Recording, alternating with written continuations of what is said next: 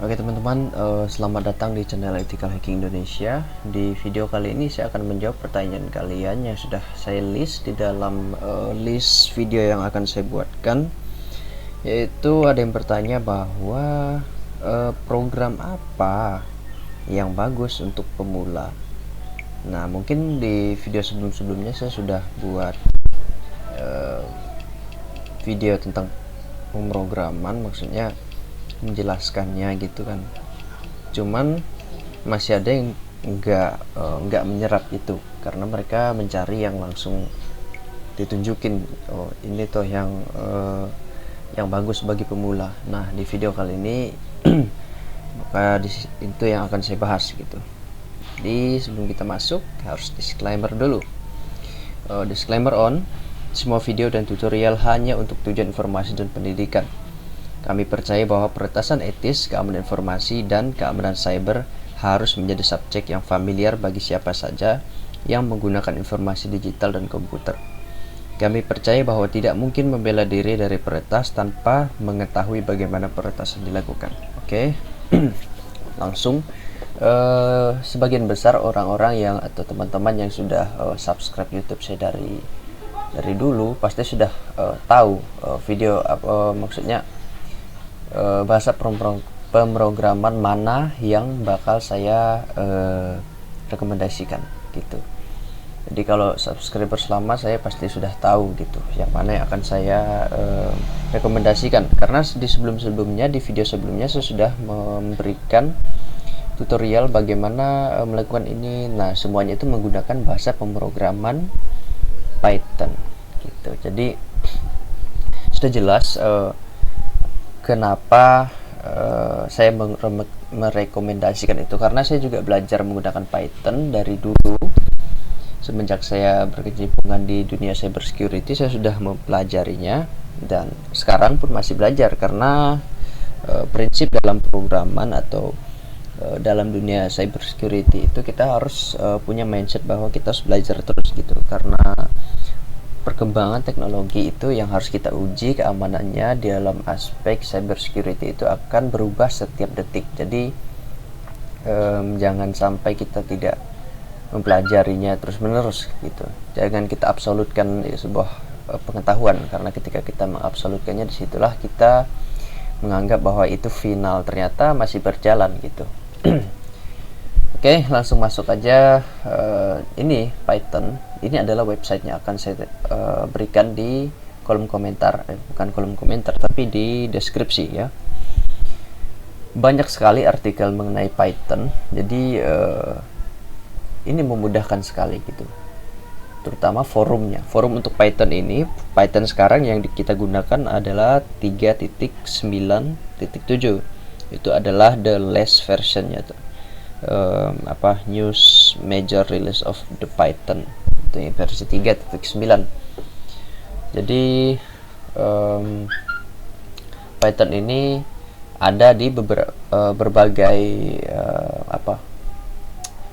sistem operasi ya, masuk di Linux, di Windows, di Mac OS, OS X juga ada, di Red Team juga ada, tapi kan basicnya Red Team itu adanya di Linux gitu. Oke, kita langsung masuk aja, kita lihat websitenya seperti apa untuk melakukan downloadnya, terus perkenalannya. Karena sebagian besar di website ini adalah ya karena memang mereka menggunakan website ini untuk mempromosikan bahasa pemrograman ini gitu. Jadi besar sekali, maksudnya besar dalam artian forumnya sangat besar, jadi tersedia berbagai informasi yang membantu kita ketika kita masih belajar, masih ingin mengetahui bagaimana sih seluk-beluk itu seperti apa, bagaimana kita harus mulai dari mana gitu. Nah, itu semua ada di forum Python ini gitu, dan ini open source gitu. Kalau teman-teman punya ya sedikit rezeki, silakan di-donate di sini, karena membantu mereka juga ya, karena mereka suka rela membuatnya, tidak dibayar gitu.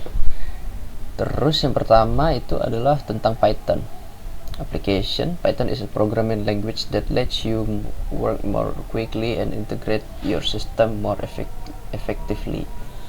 You can learn to use Python and see almost immediate gain in productivity and lower maintenance cost.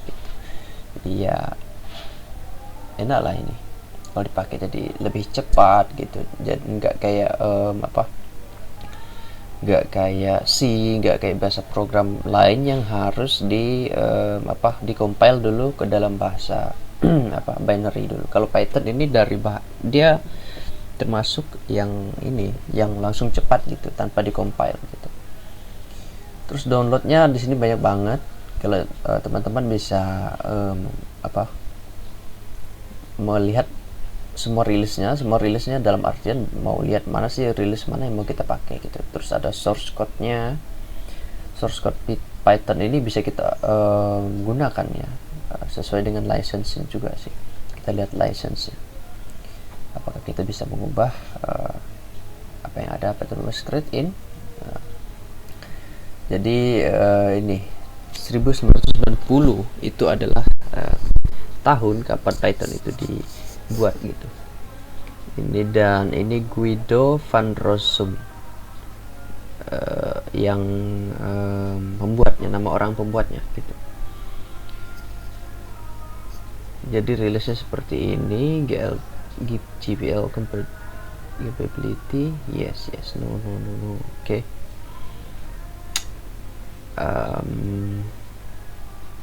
Is between Python Software Foundation, PSF, and Developer Releases License. Popen.com license agreement for Python. Kalau di sini sudah PSF, jadi sudah Python Software Foundation yang memberikan license-nya. Oke, jadi kita kalau mau merubah segala sesuatu yang sudah dibuat orang, walaupun itu gratis, kita tidak bisa seenak jidat gitu. Karena nanti kita misalnya ketika kita membuat sesuatu yang besar itu bakal terkendala sih gitu. Oke, untuk license-nya bisa dibaca sendiri. Untuk documentation-nya yang paling enak itu adalah Python ini menyediakan dokumentasi yang sangat lengkap ya. Lumayan lengkap lah. Kalau misalnya teman-teman bisa di-download di sini, download ke ini. Saya tidak pernah lihat, nah ya sih di-download. Tutorialnya dari library, preference-nya, installation Python modules. Terus banyak sekali untuk para newbie atau para pemula itu sangat terbantu sekali dengan adanya documentation ini. Gitu. Terus komunitasnya sangat banyak, komunitas survey, diversity, mailing list, IRC, banyak banget. Python wiki, Python logo, get involved, share story. Jadi special interest group. Jadi banyak banget komunitasnya yang besar juga, dan ini termasuk komunitas yang paling besar di bahasa pemrograman yang lain gitu, yang saya tahu gitu. Success stories, art, business. Jadi ini adalah kesuksesan Python itu di dalam berbagai aspek gitu. Misalnya di dalam seni Python juga dipakai untuk dalam karya seni gitu. Terus dalam bisnis, kalau dalam bisnis kita tidak usah ditanya lagi karena adanya data science apa segala itu. Di dalam bidang bisnis itu juga peran dari Python, dalam artian mereka menggunakan Python, bukan peran dari Python yang melahirkan bisnis itu tadi. Terus dalam education, dalam education ini banyak sekali gitu manfaatnya, aplikasi-aplikasi yang digunakan untuk belajar gitu terbuat dari Python gitu. Terus engineer, ini jangan diragukan lagi. Government, scientific sudah pasti, software development ya sudah pasti. Terus newsnya adalah banyak sekali, PyCon news, terus PSF news, community news, newsletter, terus eventnya juga ada gitu. Jadi teman-teman bisa melihat dari menu ini ya, menu bar ini. Terus get startednya adalah ya mulai aja dulu gitu, download, job. Jadi selesaikan dulu semuanya. baru kita bisa mencari job. Jadi di Python ini looking for work or have a Python related position that you are trying to hire for. Nah, jadi di sini untuk para para programmer di bidang Python atau di bahasa pemrograman Python ini disediakan semacam tempat gitu, semacam tempat untuk mencari pekerjaan gitu. Jadi bisa kita lihat Python Automation Developer gitu, Remote Europe Senior Python Developer gitu. Jadi ini masih startup nih, ini biasanya yang paling bagus gitu kalau kita ambil. Terus banyak banget nih, Kelepa, New York, Indonesia nggak ada di sini ya. Padahal bagus nih kalau taruh di sini. Baik, kayaknya ada sih. Jadi seperti itu. Jadi untuk halaman mencari pekerjaan juga ada. Gitu. Terus apa lagi? Use for. Nah, ini yang paling bagus gitu, yang kita bahas gitu. Jadi untuk Python ini sangat banyak sekali paket-paketnya, library-nya maupun framework-nya yang harus teman-teman pelajari gitu. Jadi ketika kita ingin mempelajarinya semua langsung itu sangat susah. Nah, jadi kita harus mengklasifikasinya ke dalam kebutuhan kita. Kebutuhan misalnya kita mau jadi data science, tuh, jadi kita membutuhkan yang mana. Kalau kita mau jadi cyber security, kita membutuhkan yang mana. Terus kita mau jadi engineer, kita harus membutuhkan yang mana. Jadi itu harus dipahami dulu gitu. Posisi kita mau masuk ke bidang mana gitu. Nah, kalau untuk web and internet development itu ada Python. Ini adalah frameworknya di Django, Pyramid, terus micro frameworks, Flash, terus Portal, terus advance itu Plone dan di Django CMS. Terus Python standard library support many internet protocols. Itu ada HTML, XML, terus JSON, email processing, terus support untuk FTP, IMAP, and other internet protocols. Jadi kurang lebih sangat besar sekali cakupannya dalam internet protocols itu kalau untuk Python sih. Terus bentar guys. Oke, maaf. Ada and the package index has yet more library. Nah, ini adalah yang harusnya teman-teman sudah menguasai gitu sebelum mengambil jurusan dalam artian dalam artian harus kemana nih? Saya fokusnya harus kemana? Minimal tahu request, beautiful soap, terus fit farce, terus Pramico, twist, Python.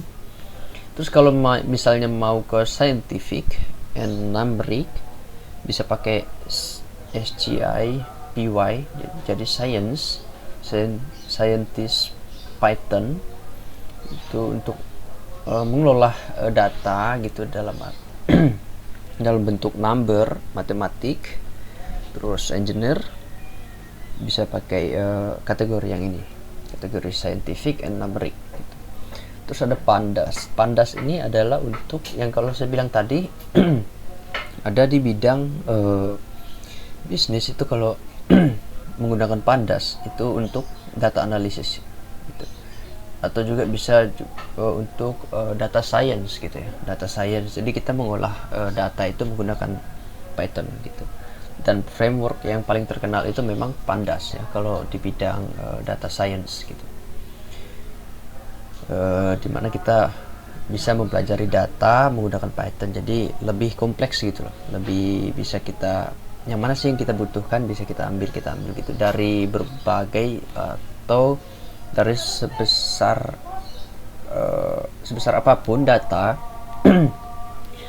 Kalau bisa kita run Python. Di situ kita bisa mengklasifikasikan data mana yang bisa kita ambil gitu menggunakan Python terus library pandas tadi.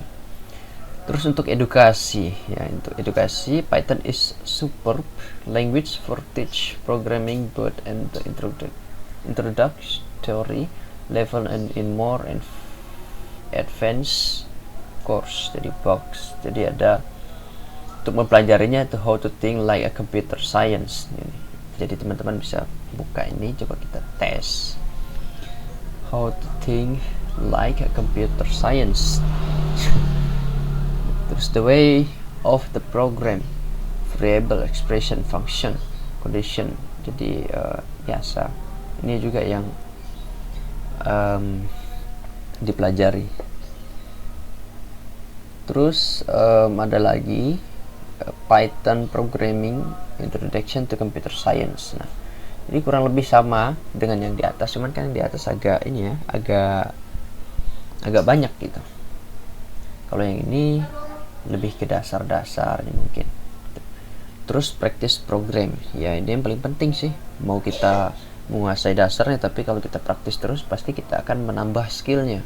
Kenapa seperti itu? Karena otomatis kebutuhan kita terhadap library yang lain itu akan muncul sendiri, dan kita memiliki rasa ingin tahu dan berlangsungan dengan itu juga kita akan mempelajarinya dengan sendirinya gitu. Oke, untuk desktop GUI itu General User Interface ya. Ada WX widget ini biasa pakai Windows. Terus kalau khusus Windows gitu. Kalau Kiwi ini untuk multi touch application gitu. Jadi biasanya kalau orang mau membuat program Python untuk HP, Android atau bahkan laptop atau apapun itu, karena dia multi touch application, jadi Kiwi ini sering digunakan gitu. Framework Kiwi, bukan framework ini library sih. Terus ada TK ini sebenarnya TK Inter. Jadi bisa juga digunakan untuk di desktop. Tinggal kita menyesuaikan ketika kita membuat extensionnya nanti kemana gitu. Terus memprogramnya harus menyesuaikan gitu. Misalnya menggunakan bukan library tapi directory, ya kita sesuaikan dengan directory mana gitu. Kan kalau di Linux dengan di Windows tidak sama letak directory sistemnya gitu. Jadi harus kita sesuaikan. Terus ada Qt, terus PyQt or PySite, GTK, Winter Extension, platform specific toolkit are also available. Terus ada software development, Scon, Build, Apache Gam, terus Roundup. Nah, jadi ini yang harus teman-teman pelajari gitu. Saya agak ngebut sedikit karena saya habis ini ada Zoom lagi kuliah. Jadi harus cepat-cepat. Business application, Python is also used to build ERP and e-commerce system. OOD is an all-in-one management software that over a range business application that from complete suite of enterprise management application. Triton. Itu ingat mobil sih. Jadi itu kategori-kategorinya. Lalu pertanyaannya, untuk cyber security yang mana? Untuk cyber security saya sarankan pelajari ini request, verifiable soap, terus ini juga atom, terus ya intinya semuanya inilah. Ini dicatat ya teman-teman, bisa dicatat ini yang mana yang harus hacker punya. Nih, kalau yang ini kewajiban sih, wajib tahu ini, terus ini terus si soket ini, terus kalau ini cuma SGA sama yang pandas. Kalau ini dicicip-cicip aja. Kalau yang ini dibaca-baca lah gitu. Kalau yang ini tidak usah. Terus kalau di sini pakai ini sama Apache Gum. Kalau di sini tidak usah. Itu aja kalau untuk yang cyber security atau mau ke ngarah-ngarah ke keamanan komputer gitu. Jadi teman-teman harus mempelajari itu untuk menjadi basicnya. Nah, untuk kedepannya teman-teman pasti secara sendirinya akan membutuhkan beberapa framework yang seharusnya tidak ada kaitannya, cuman kan kita membutuhkannya untuk mempermudah lah gitu. Oke, mungkin itu yang bisa saya jelaskan di video ini. Saya agak ngebut sedikit, agak cepat gitu. Mungkin video ini mengalami ketidaksempurnaan atau ketidakjelasan. Mungkin teman-teman bisa tanyakan aja di kolom komentar supaya bisa membalasnya dengan video juga gitu. Karena waktu saya sekarang ini agak terbatas karena sudah masuk kuliah, jadi harus bisa membagi waktu dengan sebaik mungkin gitu. Jadi, tapi saya sempatkan waktu saya sekarang untuk membuat video untuk menyapa teman-teman di channel Ethical Hacking Indonesia. Oke, jangan lupa di support terus channel ini, di subscribe. Bagi teman-teman yang belum subscribe, bisa subscribe terlebih dahulu, terus nyalakan loncengnya, terus jangan lupa like, komen, dan di share ke teman-teman kalian yang mungkin membutuhkan informasi yang sama. Oke, terima kasih, saya akhiri video ini. See you in the next video.